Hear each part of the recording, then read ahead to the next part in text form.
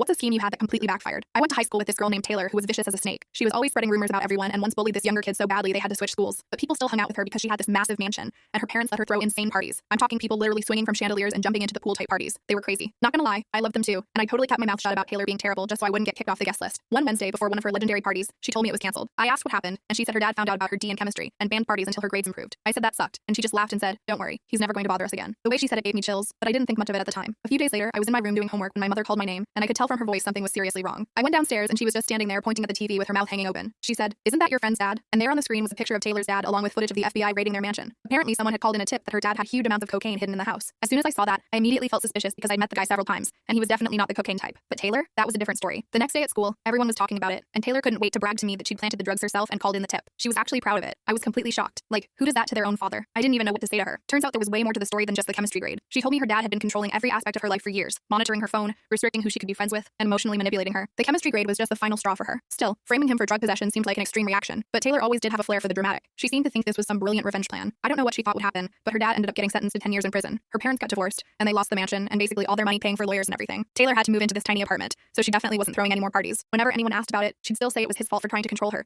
so she clearly never learned her lesson. But when she didn't have the huge mansion and wild parties, nobody had any reason to pretend to be her friend anymore. She started sitting alone at lunch and wearing the same dirty clothes all week. Taylor dropped out during senior year, and nobody's heard from her since then. I guess karma finally caught up with her, but it's still messed up what she did to her dad.